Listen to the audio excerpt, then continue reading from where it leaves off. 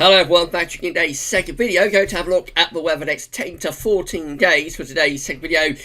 Day 10 is going to take us to, what's the date today? It's the 8th, isn't it? So it's going to take us from the 18th of September, and we'll be able to extend out beyond that the extended GFS and ECM ensembles. They run to around a couple of weeks. And of course, have a look at CFSB2 at the end of the video, as always, for the next 4 weeks. And I'll get on that with you very shortly. Just say that the ECM 30-day look ahead has been released, so that's my event look ahead with the ECM for the UK and the rest of Europe as well. So have a look at that one and see what's going on there. The two-parter of the first winter updates, part 1 and part 2, is now on the winter updates page at GavsWeatherVids.com. There's a written summary that goes with both parts as well, so you can watch the video on demand at GavsWeatherVids.com and on the GavsWeatherVids YouTube channel. You can also have a read of written summary as well. And seems to have gone down quite well. I've sort of engaging opinion across all GavsWeatherVids platforms. See what you think about splitting up winter updates into two parts. The general consensus seems to be that it's quite a success. I think you're enjoying it, having them in two parts, making it a little bit more manageable rather than one sort of epic video every week for you to get through. So, yeah, it seems to go down quite well. I think this is the way we'll persevere, certainly for, the rest of this season, winter updates. So whether we change things again next year, I don't know. But I think we'll probably keep this as winter updates parts 1 and 2 for this season. Anyway, the only other thing I've got to decide is whether to carry on premiering them or just release them as normal uploads. So I'll decide on that a little bit later on. But I think definitely the idea of having them in two parts seems to be working out quite well, and most people seem to be enjoying it. I know a few people do like sort of the epicness of having like one big epic to get through and being able to watch them, as you want, in bite sizes, I suppose. But I think it's the way that most people would like to see winter updates this season anyway. So we'll probably stick with it for this year, and then maybe review and see what we can do next year. Right, so let's get on with this video, though. So I'm off on a tangent with all of that. Let's get on with this video, and we're going to start off in the tropical Atlantic. So we've got 3 areas of interest. We've got a yellow X just here. That one is Disturbance 1, and it's got a 30% chance of cyclone formation in the next 48 hours and a 40% chance of cyclone formation in the next 5 days. An area of low pressure is located around 300 miles west-southwest of Bermuda. Showers and thunderstorm activity associated with the low has increased since last night, but remains somewhat disorganised. Gradual additional development of this system is possible during the next 2 or 3 days, and it could become a tropical depression while it moves slowly westward to west-northwestwards. Interest along the southeast coast of the US should monitor progress of this disturbance. It might develop into something, Matt. We'll have to wait and see. Then we've got Tropical Storm Paulette just here. Tropical Storm Paulette is just there. Tropical Storm Paulette is currently giving maximum sustained winds of 15 miles per hour with a minimum sense pressure of 1,000 millibars, and it's moving northwestwards at 6 miles per hour. Let's see what Paulette's forecast do. So, up to weekend, staying as a tropical storm. So, at the moment, Paulette is just there. Paulette is forecast by the National Hurricane Centre to move in that direction. So, by weekend, Paulette is going to be somewhere around there. Again, as a tropical storm. So at the moment, that one is not forecast to become a hurricane, but it's still there on Sunday, and of course it might develop beyond that. So we'll have to watch out, see what's happening with Paulette. And then we have also got Reen, or Reenie. I'm not sure how they're pronouncing this. It's either Reen or Reenie, R-E-N-E. So it could be either or, I suppose. It could be either Reen or it could be Reenie as well. So if anybody knows, let me know in the comments. But anyway, that's the system just there around the Cabo Verde Islands. Reen is giving maximum sustained winds of 40 miles per hour with minimum sense pressure of 1,001 millibars and moving westwards at 15 miles per hour. Clicking on Reen shows what Reen is expected to do. So if we go to wind and cone static images, we can see that Reen is forecast to become a hurricane. So at the moment, a tropical storm around Cabo Verde Islands, becoming Hurricane Reen, probably around Thursday, sometime around there. and then back to a tropical storm by the time we get through into Sunday, if the forecast is correct. So if we have a look, we'll see how powerful Reenie's forecast get by going to discussion. And so Reenie's forecast to reach 80 miles per hour at its peak in around 2 to 3 days' time, just here. So on the Saffir-Simpson scale, that gets it into Category 1 hurricane status, not forecast to become any more powerful than Category 1 at this stage. But Reen is still in business. Reen is still in business as we get into the weekend. Be a tropical storm if the forecast is right by then. But both of these are still, like, on the scene. Both of them are still there in the tropical Atlantic, you know, by the end of the weekend. They are both forecast to be tropical storms then. And there's nothing to say they can't develop further next week and become much more significant. So we'll have to wait and see. We are in peak hurricane season now. September is always peak of the hurricane season. And so it's going to be a case of waiting and watching to see what happens. Now, I'm sure you've heard all about this, what's going on in Denver. So, this is, I think this is like, somebody sent this to me on Facebook, actually. Messaged me of this on Facebook, on the GavsWeatherVids Facebook page, yesterday, I think. So, I think this is a BBC forecast. So, this is like yesterday and today, generated yesterday, I think. So, yesterday, Denver in Colorado was reaching 36 degrees. With unbroken sunshine. Look at that. So 3 o'clock in the afternoon at Denver, 35. 4 o'clock in the afternoon, 35. 5 o'clock in the afternoon, 35 degrees. 95 Fahrenheit. 33 degrees at 6 o'clock in the evening. And that says today because it's from yesterday. So this is actually today. This is today, Tuesday the 8th. And look at that. Snow showers. And a maximum temperature of just 5 degrees with snow showers. 36 to 5 in like 24 hours. Unbroken sort of hot, very hot sunshine to snow showers in 24 hours. And we thought we had changeable weather. In the UK. Quite astonishing, the changes that they can get in parts of America. Absolutely unbelievable. And this is happening because a cold northerly wind is being pulled in from Canada. So there's a ridge that's developed in the northwest of America with a trough of low pressure that's plunged southwards, and between the trough and the ridge it's forcing the winds out of Canada from a north to sort of northeasterly type direction. And so after very excessive heat yesterday, the temperature is going to plummet. There's how the other air temperatures are looking. Now, you know that over the past few weeks it's been extremely hot up the west coast or up the western side of America. Now we can see that the heat is really restricted to this extreme southwestern corner. Look how much cooler it's become in these areas where it has over the past few weeks been very, very hot. And of course that's pulling a wind like from the northeasterly to northeasterly type direction. That's plunged the temperature. The temperature's an absolute plummet.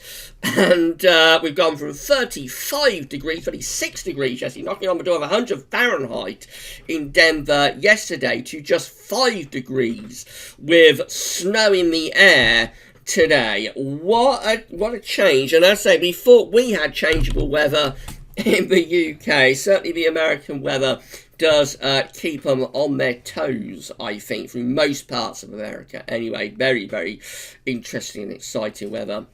By the way, if you wonder when the next USA forecast is going to be at GavsWeatherVids, it will be tomorrow. So I have changed the date of the USA forecast at GavsWeatherVids. So instead of doing it on Monday and Thursday, we're now doing it on a Wednesday. Due to that, I'm having to do winter updates, and it won't actually be all that long before Christmas updates start as well, 1st of November for them. And so, I'm just not going to have time to do 2 USA forecasts a week. So I thought we'd do 1 USA forecast on a Wednesday per week. Unless something very unusual is happening, like blizzards or something, then might up it. But generally, 1 USA forecast on a Wednesday, and the European weekend forecast, well, weather forecast for weekend for Europe, which has been on Friday, and that's moving to Thursday afternoons, Thursday evening. Just juggling around all the different content and trying to fit everything in for everyone. But yeah, very, very interesting what's going on over there in Denver. If you have anybody watching from Denver, please leave us a comment and let us know what's going on. Right, so bring back closer home. These are the GFS upper air temperature and precipitation ensembles for the next couple of weeks. Now, we're in for some very interesting weather as well in the next few days. We're going to have a little bit of a heat wave by the look of it next week. Probably only lasting a couple of days, but it is going to get quite hot, I think, through Monday and Tuesday next week. It's already pretty warm today, temperatures into mid-20s Celsius. They're going to slide away over the next couple of days. Then into the end of the week and the weekend, see the warming trend that's going on, and particularly around the middle part of September, it does become very warm and or locally hot, really, with temperatures reaching 15 degrees at 800 kph. That will probably be enough to get surface temperature somewhere like London into below 30 Celsius, I would have thought. As I say, it doesn't look like it can last all that long, and then there's a cooling trend as we move into like the third week of September. Upper temperature are beginning to come down. Precipitation wise, so lots of dry weather over the next week. As going to the third week of September, looks a little bit more unsettled, but not particularly wet, I have to say. This is for London, by the way, so it's one of the drier places, but not particularly wet, even like in the third week of September. So dry for like the coming week, second week of the month. Third week might be a little bit more unsettled, but not excessively so. But I think it will be the temperatures for the main story in the coming days. So temperature anomalies from the 8th to the 16th of September going to be warmer than average. A warmer than average week are coming up. Precipitation anomalies from the 8th to 16th of September going to be drier than average, away from the extreme northwest Scotland anyway. This is how today's wind flow map is looking from earthnullschool.net. So winds are in from the west today, but we are building up higher pressure. We are building up some higher pressure to our south and also to the east one. And that's sending the jet stream and the areas of low pressure away to the north. So the UK Met is looking for Friday. So we've got low pressure to the north, high pressure to the south on Friday. Should be a lot of dry weather for England and Wales, Scotland, Northern Ireland. It will be a little bit more unsettled. Into the weekend, very gradually, high pressure going to push up from the south. So we go through to Monday, and yeah, it's got a ridge of high pressure there across many parts of Western Europe. That's going to lift the temperature up, potentially. Monday and Tuesday, you can see temperatures going to around 30 degrees down in the south. It's still a little bit unsettled over Northern Scotland, with some outbreaks of rain up there. This is how the GFA6Z is looking. Again, we've got high pressure to our south, low pressure to our north on Friday. Into weekend, high pressure is developing across England and Wales. Scotland is a little bit more unsettled. Early next week, that ridge begins to drift eastwards. This is hotter than what UK Met is showing for Monday. High pressure is drifting eastwards through France into Germany. Or I should say from Germany to Poland, and it's starting to pull up very warm southerly winds from France. Looking at the upper air temperatures there, looking pretty hot on Monday, but it gets even hotter on Tuesday as a fungy area of low pressure begins to develop down to our southwest, with the high pressure actually moving quite quickly from Poland towards Ukraine by then. So the high pressure is drifting away, but the wind is still pushing up from the south. Look at those upper air temperatures. The 15 Celsius isotherm is widely through England and Wales, with the upper air temperature a little bit hotter than that actually in the south of the southeast. That probably lifts temperatures above 30 degrees in the south and southeast on Tuesday. By Wednesday, that high pressure is pretty much over towards the Black Sea, so that's going away very, very quickly. Low pressure developing out across the northwest of Europe. A ridge is actually forming in the North Atlantic as well, and so this will start to put in much cooler winds from the north and from the northeast, and probably generate heavy showers, maybe even some thunderstorms, given there is quite a bit of energy within the atmosphere. But that fungy breakdown doesn't last very long as the ridge topbles in from the northwest. We turn mainly dry under that ridge, but much cooler. Look at the change in the upper air temperatures. Wow, that is a real change. Not quite as dramatic as the change that's happened in Denver over the past 24 hours, but nevertheless, that's quite a big change. Quite a big change there. So we see that the 0 Celsius isotherm is pushing through Scotland and Northern England. It's proper autumnal air. So Tuesday, we're probably going to be above 30 degrees. By Thursday, we'll probably be seeing temperatures struggling to get much into the mid to upper teens Celsius. Beyond that, high pressure sort of dominates the weather as we go through the third week of September. Could be a little bit of rain coming through. This area's low pressure pushes through from the Atlantic by the 20th of September. But overall, quite a bit of dry weather continuing to the south. Does look a little bit more on south Andor Tunnel by the very end of this GFS run, which is Thursday the 24th of September. Winds are in from the northwest then. And that does look like a proper swipe of autumn, actually. These are the temperatures based on that GFS run, that GFS 6Z run, maximum temperatures. So for today, so actually push that through to tomorrow. Right, so this is today's maximum temperatures, 3 o'clock the afternoon, Tuesday. Yeah, so we're up to 25 degrees. 25 degrees in the southeast corner. So yeah, 77 Fahrenheit. That is very warm for the 8th of September. Tomorrow will be cooler though, going to cool down tomorrow. By the time you get through to Thursday, temperatures are sort of mid to upper teens. But in general, the fun with these is that you can add a degree or two on, really. So if it's going like 20 in the extreme southeast around London, you'll probably lift that up to around 21 or 22. So quite pleasant there.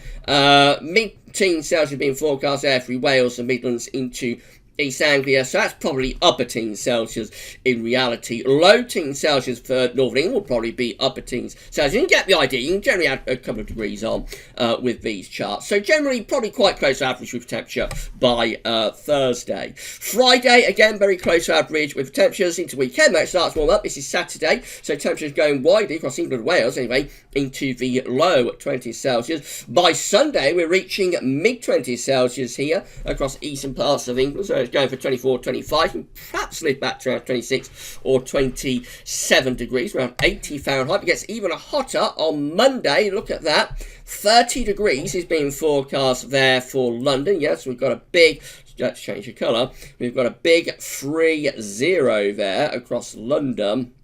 So that's 86 Fahrenheit. Even hotter, though, potentially on Tuesday, more widespread as well. So the maximum is still like 30 in London, but you'll see it into the Midlands, sort of upper 20s. So I reckon Tuesday's going to be the hottest day. And I wouldn't be overly surprised if 32 was reached, somewhere like Heathrow on Tuesday afternoon. That would be 90 Fahrenheit on the 15th of September. It's all over by Wednesday. Look at that. Big drop in temperature by Wednesday. We're back down into the mid to upper teens Celsius as well. That will be quite a change from Tuesday through to Wednesday. But certainly Sunday and particularly Monday and Tuesday looking very warm, or I think for the time of year you would say hot, really, with a mid-September heat wave all over by Wednesday though. That's how the GM is looking. So, again, we've got a bit of north-south split for Friday, mainly dry in the south, and a little bit more unsettled though further north. Into weekend, again, it's a case of north-south split, England and Wales, looking mainly dry for this ridge of high pressure, cooler, more unsettled further northwards. Early next week, yes, that ridge is there across many western parts of Europe. It's pulling up those hot winds from the south. There's the upper air temperatures for Monday. We're looking very warm to hot across most parts of Western Europe, certainly for the time of year. That's Tuesday. Again, wind is pulling up from the south, so another very warm to hot day, especially for England, Wales on Tuesday. Probably breaking down on Wednesday and becoming more volatile with this thundery area of low pressure developing to our south and southwest. By the time you get through to day 10, we're basically under a thundery area of low pressure. Temperatures will be dropping a lot, and there will be heavy showers and potentially even thundery rain with that. ECM, again, the same idea, low pressure to the north, high pressure to the south. On Friday into the weekend, the north-south split goes on, so Scotland, Northern Ireland, quite windy, showery on Sunday, mainly dry and becoming very warm down in the south. Early next week, there's the wind shifting into that southerly direction as the high pressure drifts over to Germany. It pulls the wind up from the south, and this is a proper push of heat from the south. Upper air temperatures looking very warm to hot on Monday, and that continues into Tuesday as well. 15 Celsius iceberg means through England and Wales, so again, that will get temperatures, if there's plenty of sunshine anyway, we'll get temperatures into the into around the 30 degree mark, maybe even a bit higher than that. A bit more extended range, we start to generate high pressure more towards Scandinavia, pulling the wind round into the east. No particular thundering breakdown, and staying very warm with the ECM right the way up to day 10. Just over here, in the extreme left of the chart as you are looking at it just there, that is the remains of either a tropical storm or a hurricane. It might be rain, it might be Paulette, it might be something else. So that is 10 days away, but something is coming into like the North Atlantic from the east coast of America. Rainfall forecast based on the ECM run from Meteo.com is looking like this. Showy rain in the north and west today, otherwise a lot of dry weather coming through. Really more showy rain in the northwest over the next few days, but always mainly dry down in the south. And early next week, it actually turns dry across all parts of the country as that high drifts over to the east. A few heavy showers breaking out there around the middle of September, generated by the heat. Could be a few thunderstorms breaking out. They look quite significant just there, actually. That's around the 16th of September. So by then, I think that's next Monday, possibly. But anyway, looking quite significant. No, I think maybe a week today, actually. So anyway, that looks quite significant. Yes, could be some heavy showers or thunderstorms breaking out there. And then the Scandinavian high develops and pull wind into the east. It goes mainly dry once again. Means the options on the table within the east ensemble today for day 10, which is the 18th of September, have 16 members of the east ensembles with high pressure over Scandinavia and winds are coming in from the east. They're going to be mainly dry with east winds. That includes the control and the operational run. 14 with high pressure to our northeast, low pressure to our west. Again, mainly dry with those. Could be very warm. Winds in from a southeasterly direction.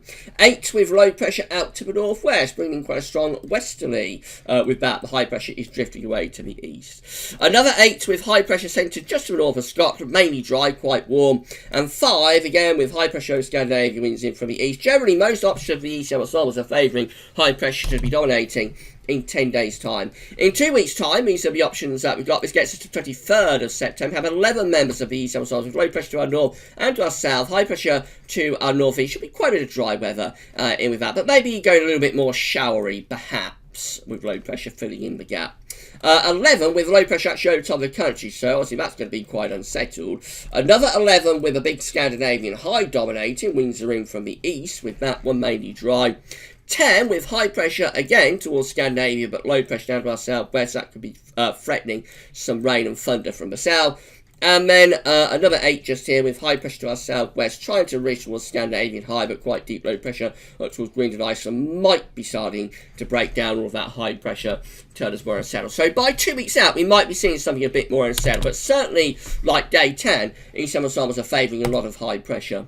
Finally, CFS V2, so these are 500 millibar heights broken down into week periods. The first week period is from 8th to 14th of September. The coming week has high pressure over and to the south of the country. Low pressure is up to the north, winds in from the west. Should be unsettled in the north, mainly dry though, down in the south. Now, this is different to what most of the other models are showing. This is from 15th to 21st of September with low pressure coming in from off the Atlantic. So that looks quite unsettled.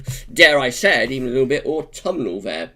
CFS has been doing this for quite some time actually, but it's not getting much backup from like the GFS, the ECM, you know, those sort of models. Week 3 is the 22nd, 28th of September. High pressure then is centred from Iceland to Scandinavia. Low pressure is to our south. Could be some heavy rain and thunder threatening southern parts of the country with that one.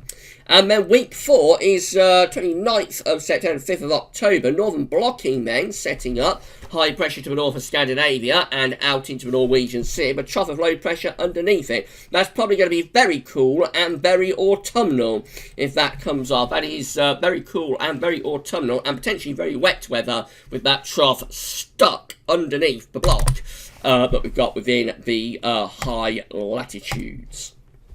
Okay, so that's it then.